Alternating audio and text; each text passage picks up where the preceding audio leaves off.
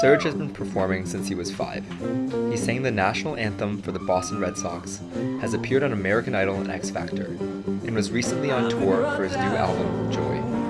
Despite that, he still grapples with the same insecurities that many of us have. Is anyone going to come? Why does anyone care? What if no one listens? On this podcast, Serge gives us a peek into his mindset when performing. You kind of have to go back to how much joy or how much love that you put into it. When you're performing, there are no rules. We make the rules.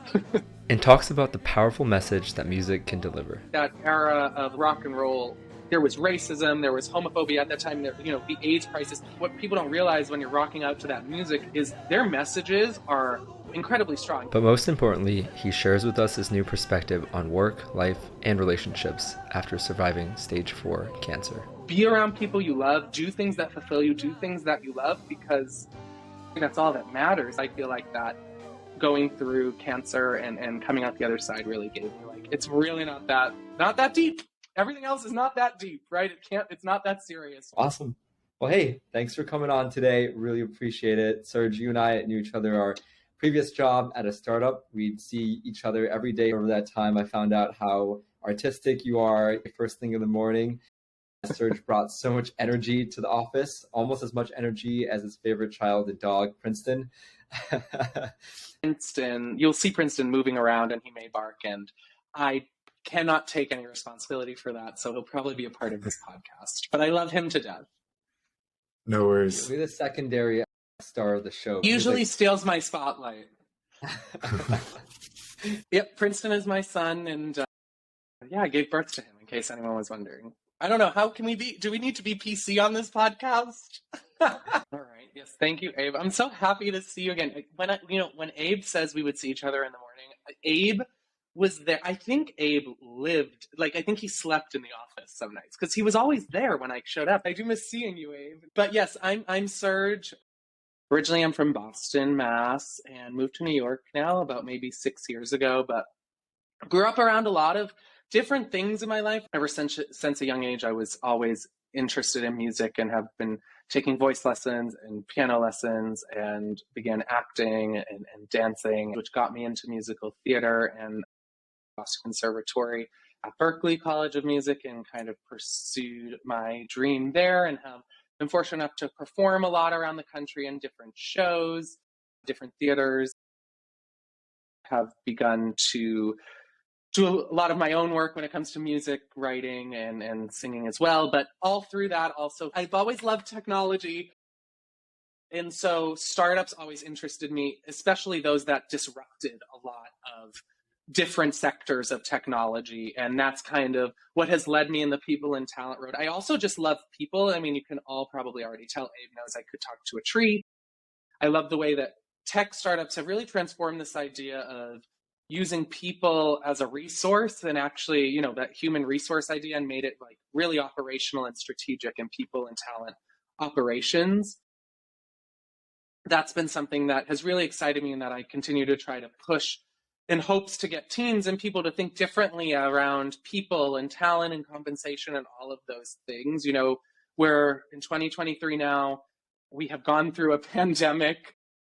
We should be thinking about these things differently and forming a really strong culture. People should enjoy waking up and going to work every day, and they should spark joy in that. And I think if they're not, it's very likely, the company's fault rather than the person's fault. So always trying to improve that as well. And now here I am. I'm sure I missed something, but that's me in a quick little nutshell. Sticking with your childhood, were you always a generalist when it came to the arts? I'm thinking of this book, Range, talking about generalists versus specialists, and there's two anecdotes. Tiger Woods grew up basically golfing from as soon as he could walk, and then Roger Federer, he basically dabbled in all these sports until he realized tennis. So were you more of experiment early on, or was it from the beginning you knew you were Luckily, I was a generalist. I don't want to be compared to Tiger Woods in any way at this point in my life. To me, I think to be good at anything you do, you have to understand the history. So, I always liked to listen to a lot of different types of music, whether it was rock and roll or R&B or hip hop or, pop and classical. or theater. I've been singing literally since I can remember. There are home videos of me singing at all of the family parties and holidays. And I think I'm really lucky because I was put into an after school program. Shout out to Moko Music. My parents put me in there because I was like loud and rambunctious and singing all the time.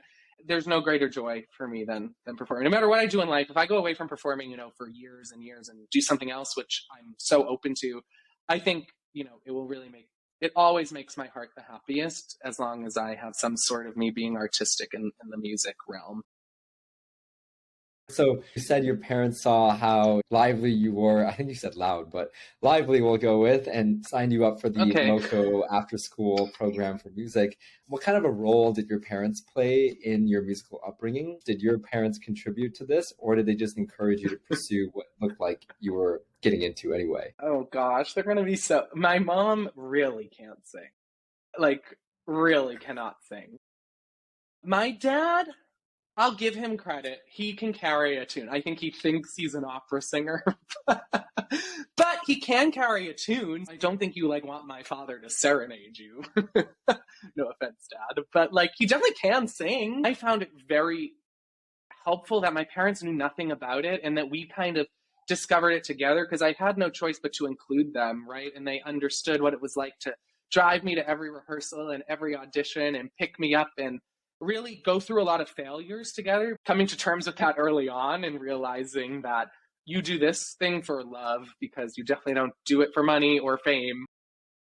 I think was really helpful that we kind of all figured that out along the way. But yeah, I'm so grateful to them. Was there a specific moment where you realized, was there a flip of a switch moment where you're like, I'm just messing around, I'm a little kid doing things for fun, I'm just running around singing, to, oh, now I'm going to take this serious? Or was it more of a gradual progression?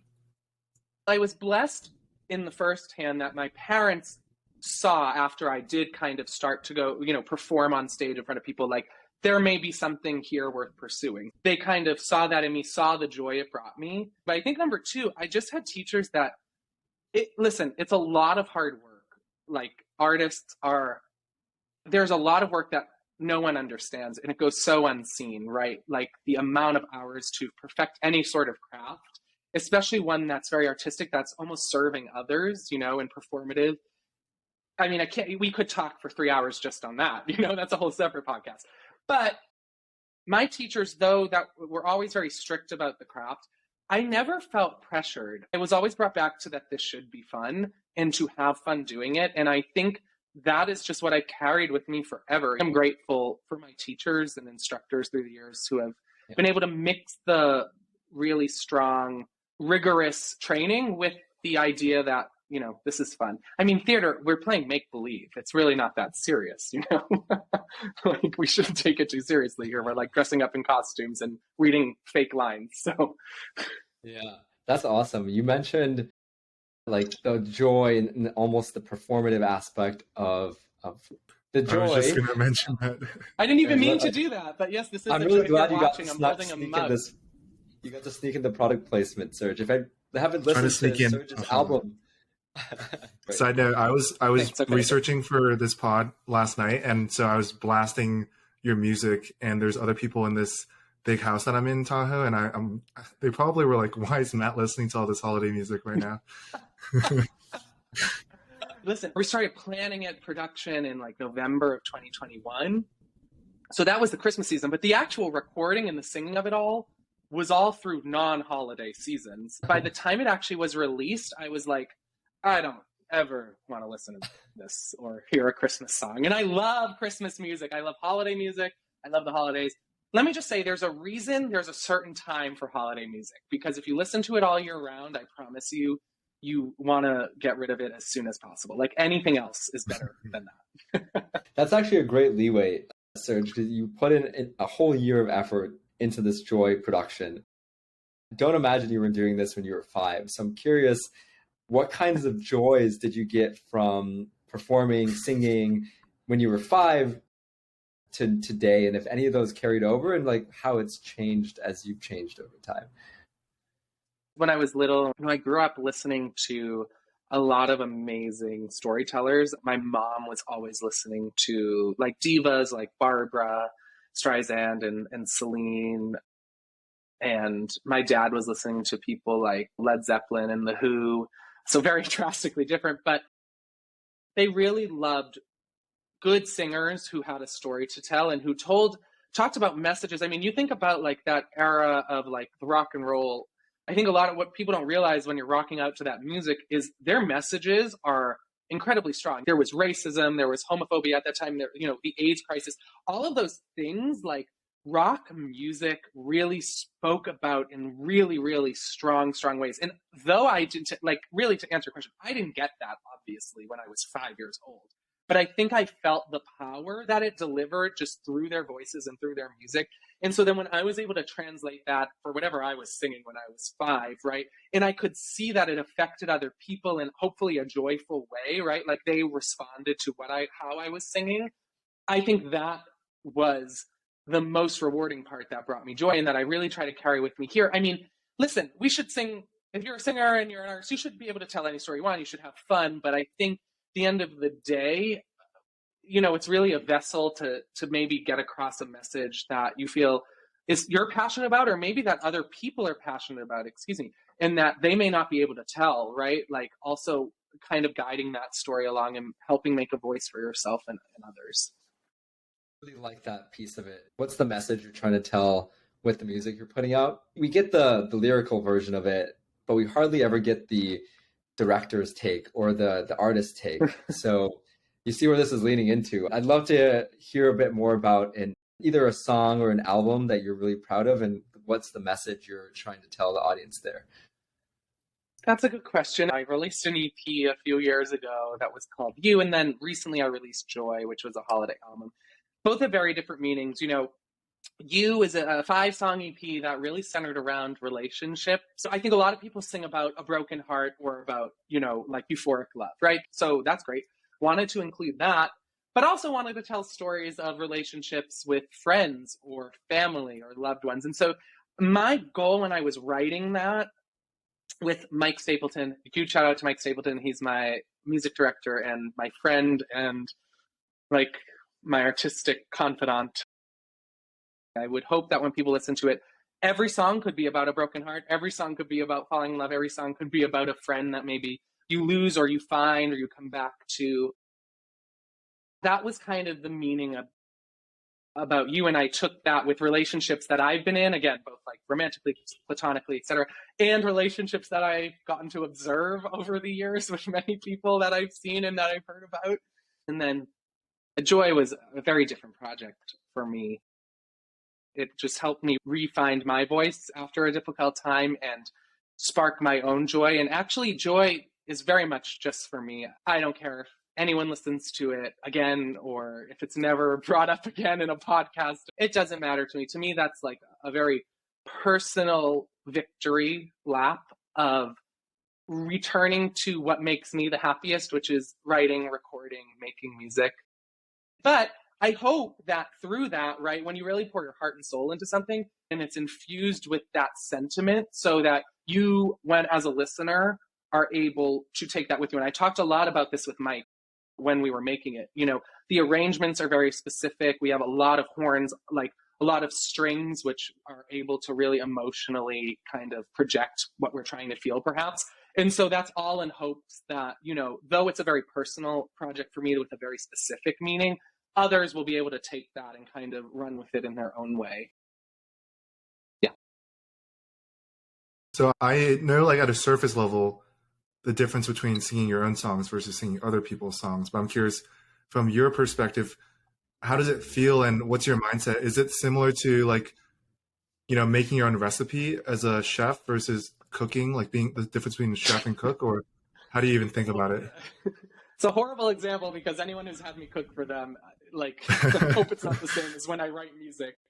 I'm not a chef, but I make a mean pasta. I boil water really well. But, oh my gosh, my family's going to be so disappointed in me. Okay, so let me just take the question you asked and not relate it to cooking at all, please. It was just a metaphor. Say, to me, we unfortunately have missed the era of songwriting, like, greats, and I hope that we come back around. You think of, like, the Carole Kings and Mariah, obviously, I'm a huge fan of Mariah. Like Babyface, those producers, those songwriters, Jam and Lewis, Mary J. Like there was an era of songwriting. James Taylor. I could go on and on. Like everyone that was in like 70s to the 90s who wrote amazing music. So to get to sing that and interpret it in your own way, to me, is thrilling. I mean, I love covers. I think it's also exciting to kind of reinvent covers a lot. It's very risky to do songs that people know because they have a preconceived notion of it. Some people may think you have to live up to a certain standard. So I think it's finding the healthy balance of being able to make it your own, honor the songwriter who wrote it, but also infusing it with a message that you're able to speak to from your heart as well. And I think it's easier with songs that you write to do that because you are the creator of it. You've birthed it. So you have a very clear point of view that you've found, that you've had from the start, and that you're able to translate like and emote well. So I do hope that makes sense, though. I feel like there's a whole like segment of ghostwriters who are producing music, and then people are consuming it thinking the story is about the person performing. I always felt like that was a little bit strange and jarring when I heard about, and I was perceiving or like glad to perceive like all these lyrics were inherent to these performers, but really it's written by someone completely different. I know that happens. So I'm curious just what your take is on that in mainstream. That's a great question. And I've written for other people, and I've had other people write very popular in popular music, specifically, that you have a writer for the music, they give it to an artist, or an artist takes it. Okay, let's take Celine Dion. I'm a huge Celine fan. She writes almost none of her music from scratch, right? She pretty much, you walk in, you think of a Whitney too. Whitney's even a better example. A lot of people know who Clive Davis is. He's a really like legendary music producer. Whitney would sit down with Clive Davis and they would just go through probably hundreds of songs, listening to them. Whitney didn't write one of them. This is in the earlier years. Eventually she began, and as it happens with many artists, she began to write. But listening to them, they were either good, they were either not good. She said no, pass, yes, no. Then she got a song. So she listened to what was called the demo. Then she would say, I want that song. And then she'd take it, she'd work with the songwriter and the producer to make it her own, quote unquote, which may mean changing lyrics, changing the melody. Because people also have to understand songwriting isn't always about lyrics, right? You have to write a melody too. You have to write the music. So orchestrating, producing, all of those things. And that gives them normally a songwriting credit. And it's though maybe not birthed by them. I mean, imagine giving a song to Whitney that she liked, and then you get to go in with Whitney Houston and work on that music. Like, they can probably take it to heights that you could never even imagine. I actually think it's quite exciting. But yeah, a lot of people, Abe, it's so funny when they hear a popular song, if they see written by, they're like, wait a minute. It rocks their world. It blows their mind. Yeah. And I'm curious about your own creative process. This morning, I read this super long article about the note card taking system. And this guy's talking about how every podcast, every book, every article you read, just like take notes, organize it, index it, and then it's literal note cards and you store it. And that's one end of the spectrum, I would say. And on the other end, I think of people like Jay-Z, who apparently didn't write any of his lyrics down, and he would just pull up at the studio and just rap. And so I was curious about your creative process, where you sit on that spectrum and how you think about finding inspiration and writing and all that stuff. Yeah. We love Jay-Z. He rocks. I think it's very popular with hip-hop artists. They're going to go and spit a rhyme that is inspired off of that day, off of the beat that they're hearing. I think maybe writing more melodic songs, it's a little bit harder to do that. I think what a lot of people will find funny about me when they work with me and know me, I'm a very organized person in life. But on the artistic side of things, I don't like to be told what to write about. I don't like to be told the form to write in. I mean, I have a notes page on my phone where when I have lyrics, I write them down, and they're kind of a hodgepodge. And then sometimes from one note, that chorus works with that verse, and I kind of put them all into one note together. And with melodies, I mean, like if I come up with a melody, I'll just grab my voice notes and hum it quickly and then put it down. And eventually there was like a through line at some point when I'm listening to melodies. So that's how I write, I would say, on my day-to-day. You know, I love writing. I always try to be always writing things. That doesn't mean I've written a song. It just means like I've written a line or I've come up with one melody of a line or a hook. I think when it comes to having to focus that in on a project, so use a really good example because I wrote the songs. For me, I think we've really lost this art of the album. If you go back again and listen to a lot of some of the greats, we can even take like a Renaissance by Beyonce. You listen to that album and you could have one track that's an hour and a half long. And it makes total sense musically, sonically, message-wise, even when it weaves in and out of things. Like, it is a brilliant example of, I think, what people like, you know, Sade would do. And so for me, what I would do is I would go and listen to a lot of different kinds of songs that had similar sounds and then similar messages, right, around that. And I usually create a playlist that's a list long that ends up inspiring the sounds and messages around the rest of the pieces. I mean, I'm big on sampling appropriately and pulling from inspiration because I think a lot of great work has been done. It's really important to me when creating to draw on a lot of strong influences and then really make sure there's a fluid through line, that there's a theme, there's an organized sound around it. I was shocked because we've been thinking about it from the angle of podcasting. Some people are saying, oh, there's so many podcasts out there. Why make another one? It's so saturated. Matt's example is always like, that's what they said when there was like 200,000 books back in the old day. And now look at how many there are. Music is definitely something that's timeless. And it's like, yeah, everyone's creating music. Yeah. Why even bother creating another song? But I think that what you said there is like drawing inspiration from past works, past artists that you really look forward to and putting your own spin on it to create something new. Personally, that was pretty inspirational and really neat that you can apply that framework across like music to voice and to podcasts, everything. I do think it's really important to understand origins, where things come from, because then also you're able to honor it in a correct way. The studying of the actual craft is almost just as important as your technique that you're going to use and the skills that you have. Why just sing? Why just create another podcast, right? You want to somehow make some sort of impact. And so you need to understand what went right in the past and what went wrong in the past and try to then form your own path forward based off of that. I think you have to always be hungry to learn more and be able to edit and improve along the way in whatever it is that you're doing, even if it's not the arts. Yeah. How do you view yourself as an artist? Is that even a label that you would call yourself? And what does it even entail?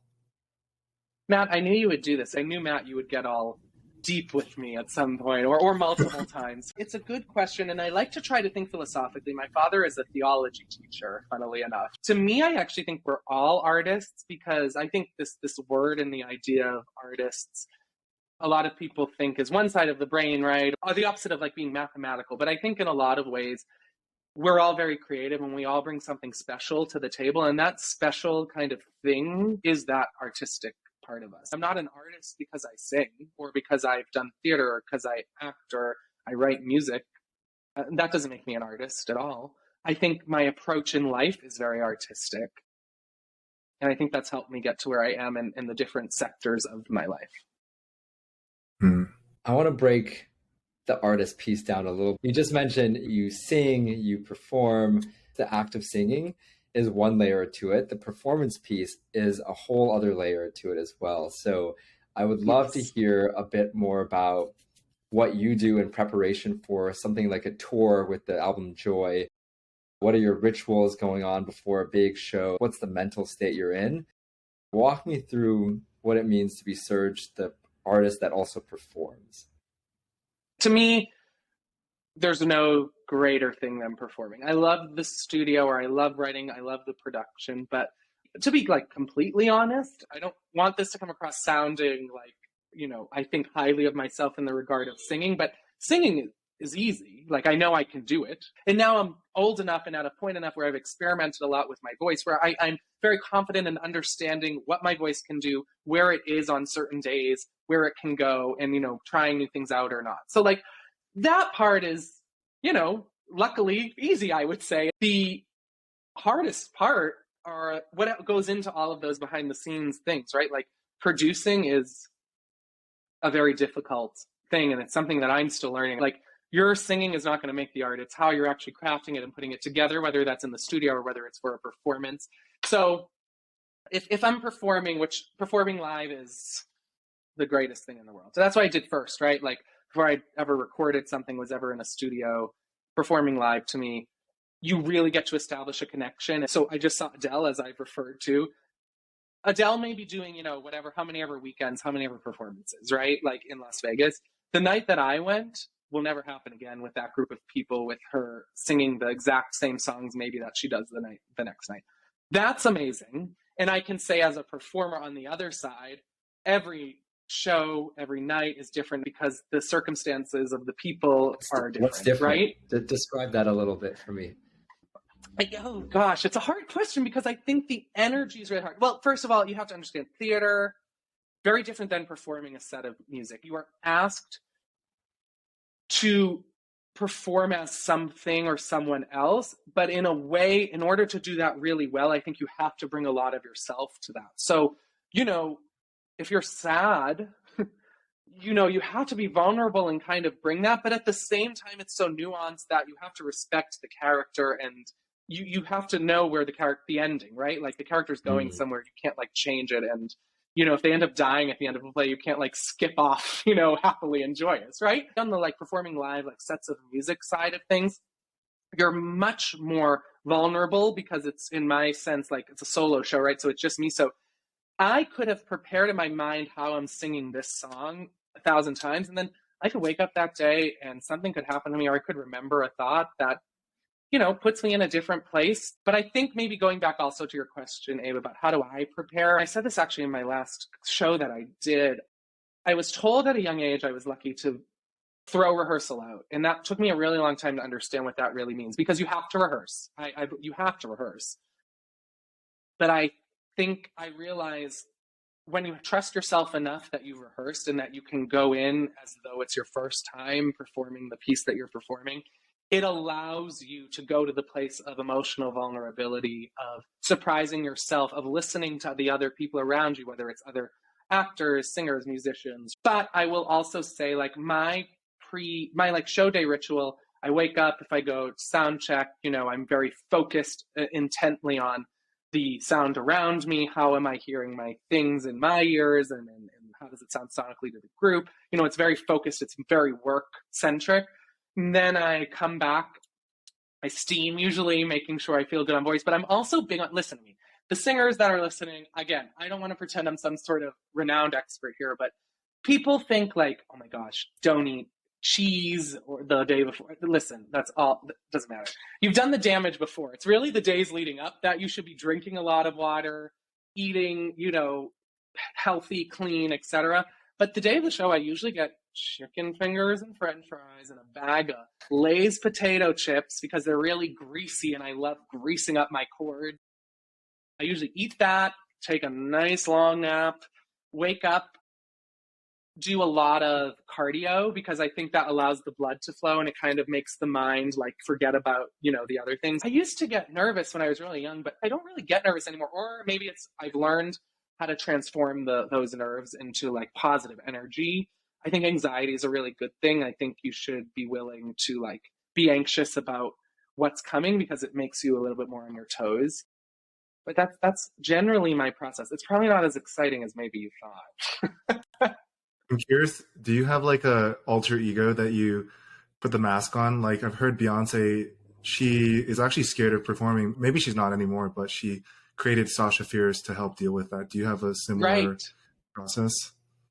You can probably tell I'm very performative in my life. But I do think there's a mask performers have. If you come to one of my shows, there will be a rock and roll song.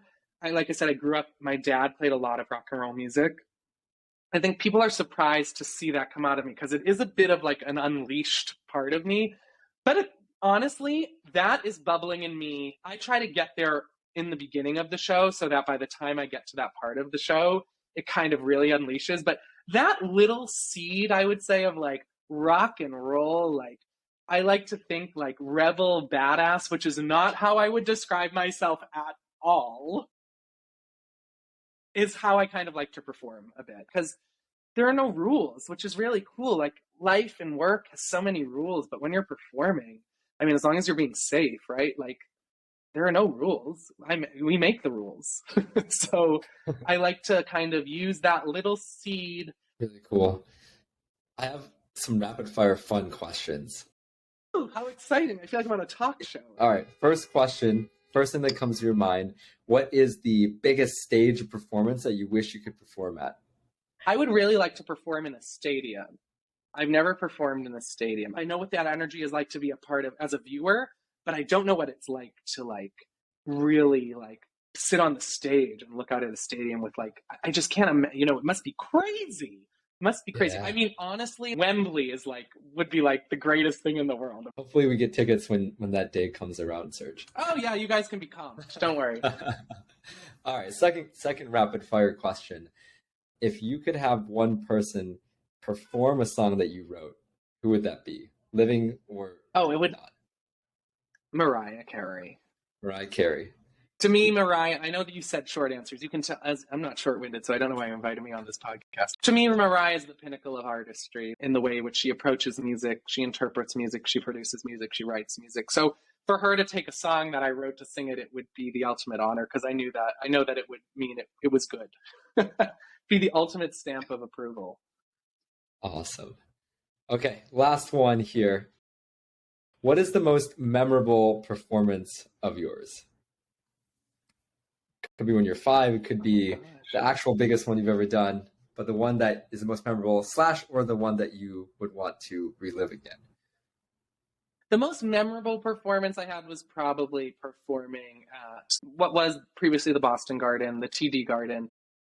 My grandmother, shout out to Nana Clivio, she's very revered for many reasons. She was retiring from the Garden, and I got to sing the national anthem at the Bruins game. First of all, to just sing an anthem in that size arena, it was like televised, but also to have a connection, to celebrate someone else, to have it be for someone else was really cool. And actually, I do wish I could go back and do it because now I would do it. I would not be nervous about it, and I would have more fun. So, but it was a special moment for real. I hold it dearly for sure. Amazing. I have a very non-rapid fire question. Great. I've been thinking about consumers and producers, like consuming content. All three of us are producers in some sense. I've been putting some of my writing out. Abe and I are doing this podcast together. But there's like I think of it as a spectrum of producing. And on episode 5, I think we had Helen, who's a beauty and skincare creator. And yes, we asked her a question on like, you know, how do you get over the fear of putting your face and like all your content is a close-up shot of your face? How do you deal with that? And this is tied into what I want to ask you about performing and stage fright. Yeah, it's a really good question. Here's the thing. I think I really love theater because you are putting on a mask, right? You're never yourself. So you're performing as a character. So you're not actually putting yourself up. But you said something interesting that I hope doesn't veer from the question you were trying to ask, Matt. But it's about, I don't think I will ever not be nervous about putting my name or face, right, or brand or whatever you want to call it on something and putting it out. Because we live in a world that is unfortunately incredibly judgmental. When I'm putting together shows, you know, you think, is anyone going to come? Why does anyone care? What if this fails? Right? When I put out music, what if no one listens? I mean, it's all these things that I think are normal and healthy thoughts in a lot of ways, but I think it's how, like you're saying, how do you overcome that stage fright? How do you overcome those dark moments? And I think it's turning back to maybe if you've recorded the album, right, or whatever it is, and it's about to come out, you kind of have to go back to, wow, remember how much joy or how much fun it was doing the actual act? And now you get to have a product of that work, of that love that you poured into it. So I really think it's reminding yourself of that. And I think also it's about serving someone else, a higher power, however you want to look at it, right? I'm not here to like preach in any way, but I think as soon as you can be, you have to do it for you when you're doing the work, I think. But for me, the performance part of it, it's kind of being able to hopefully do it for someone else or serve something else, right? Like, I think that makes the anxiety less because it's less on you. It's less about you And it's really about the music you're singing, the art you're performing, the people you're performing for who have paid the ticket and taken their, evening to be with you in this space. If you can be able to like turn your perspective on its head and think like that, I think that really helps with that idea of the nervousness and the stage fright. And you can work it into something that's a lot more positive and exciting.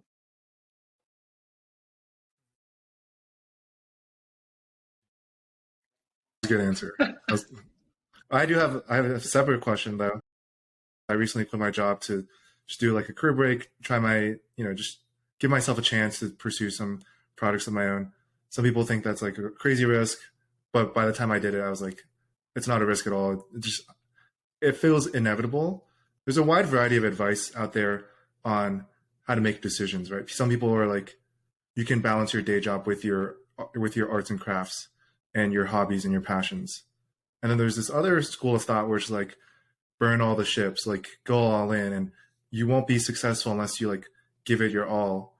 And like clearly you're someone who is more like trying to balance things out, pursue a career in talent, but also pursue other types of things. How do you feel about setting goals for things that are more in the realm of arts and performance? I think it's a great question. No, I don't have those thoughts. Maybe I should. We're humans and there's only so many hours in the day, so don't be so hard on yourself and give what you can give, and hopefully you'll find enough joy in that. Sure, I would be a better artist, musician if I quit my day job and did, 75 hours a week of music, right? But I'd also probably begin to hate myself and the music.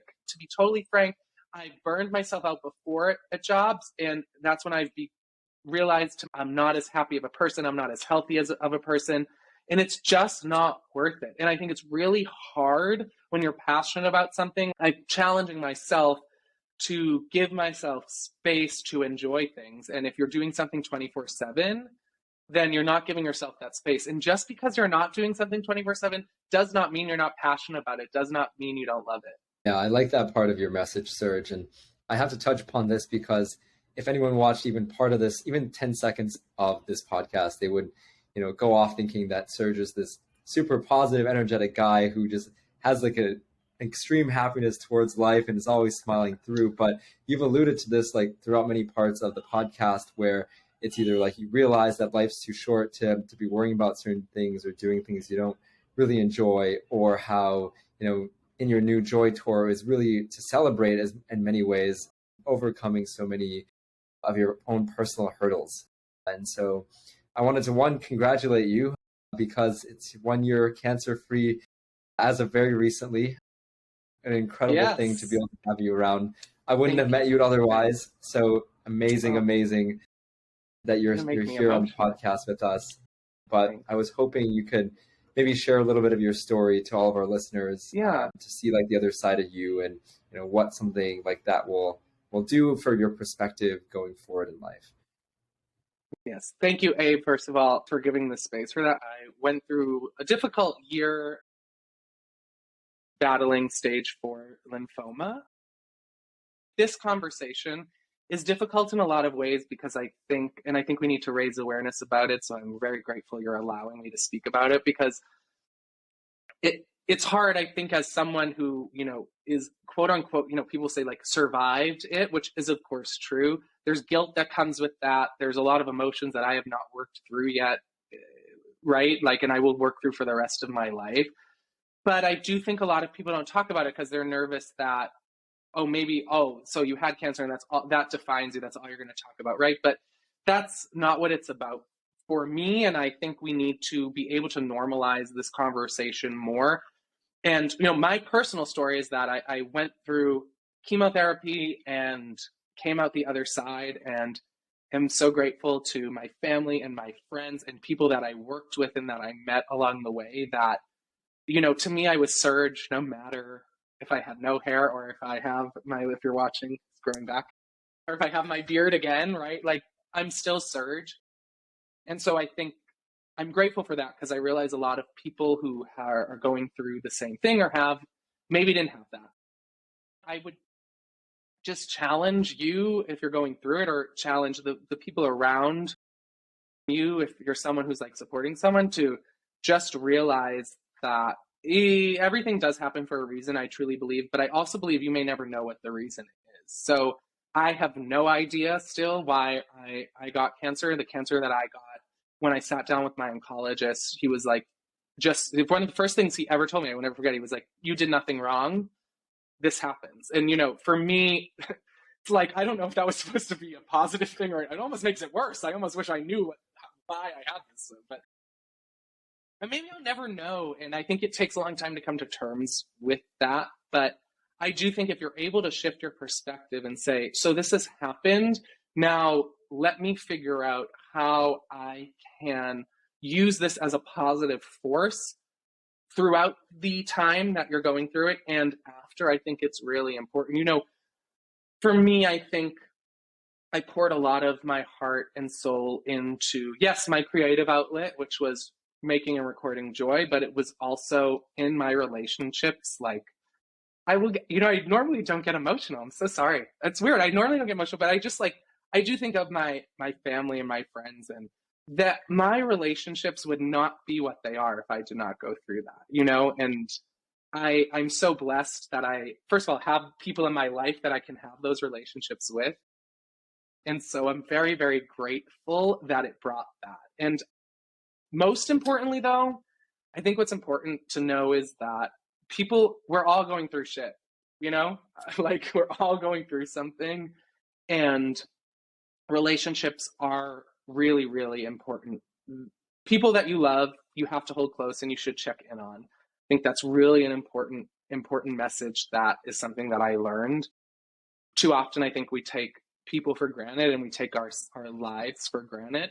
But in a moment, you know, that all can change. And it shouldn't have to take something like this to realize that. Unfortunately, it can for a lot of people, but I think that it doesn't have to. Having the strength and courage to talk about maybe what you're going through and what could be wrong can lead to a really, really much better outcome than if you weren't to talk about it.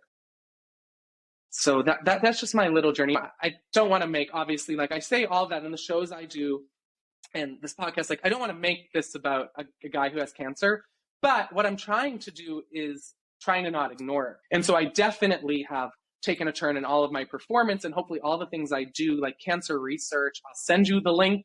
If you're watching, you should donate to Memorial Sloan Kettering, which saved my life. There's a lot of clinical trials. There's just, you know, the dark part of it all is there are so many cancers. There are so many people that have cancer, that will have cancer. And we just need to be better about understanding that there's a lot of science behind this that unfortunately is not funded well enough, and we need to do better at it. So if you are willing to donate, this is my pitch for you to just donate $1, because it saves people's lives. It saved my life, literally. And so big shout out to MSK. I did just celebrate 1 year in remission. I will take a moment to just celebrate that, which is another thing I learned. If I can just be on the soapbox for 1 more minute, celebrate the little and big victories. It's really important to celebrate yourself. Actually, shout out to Alexa. She told me, I feel like often when you get close to people as friends, for some reason, I think you're maybe nervous to share your accomplishments. You don't want to brag. You don't want to like make people feel uncomfortable. You don't want to make it about yourself, but you're more often, maybe more so willing to share your like failures, right? Or things that aren't going well. But like, be proud of yourself, share your accomplishments with your friends, because like I said, and I'll say again, life is too short to not do that. You should feel happy. You should allow others to feel happy for you. So just please, like take a moment and just love yourself. I love that message. And one thing I've learned recently and come to realize is no one is self-made. Even the person that like grew up with nothing, grinded their way through, and you know, like rappers talk about this all the time. Like Bryson Tiller has a song called Self-Made, and I just think no one is really self-made in reality. Is there someone that came through in an unexpected way, in an act of generosity, that really helped you through a tough time? So, yes, it's a difficult question. I got cards and messages from people that I haven't spoken to since high school or elementary school, or that live in my town, and I had thought I was really nervous about sharing my journey or that I was diagnosed, but I was like, if I can just share it and get it out there, and then I, you know, can talk about it when I want to talk about it. And when I shared it, it's crazy, the outpouring of people who, my goal was I'll share it once. I'll say I'm diagnosed, I'm going through it, and I'll talk about it when I'm on the other side because I'm going to get there. And when I like posted that other post that said, like I'm in remission, the outpouring of people who are like, oh my gosh, we've been following you, we've been sending good vibes. And you feel that, even though maybe in the moment you don't, you're like, yeah, I did have an army of people around me. Then I think like the more day to day, like I have to like, your ass. So like Daniel, if you're listening, I love you, my like best friend. The way that people can just drop everything and, be by your side makes you truly learn what like love, unconditional love and friendship and support is really all about.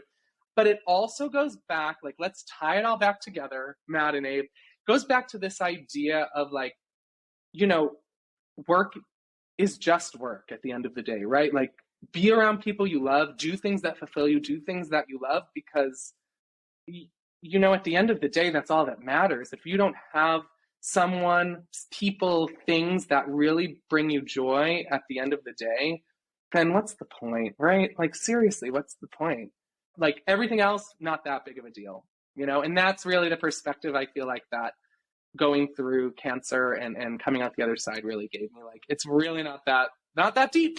Everything else is not that deep, right? It's not that serious. We take each other for granted. We take ourselves for granted. Yeah. Yeah. Yeah, I know this is like the first time we're talking, but I really appreciate the authenticity and vulnerability you're putting forth.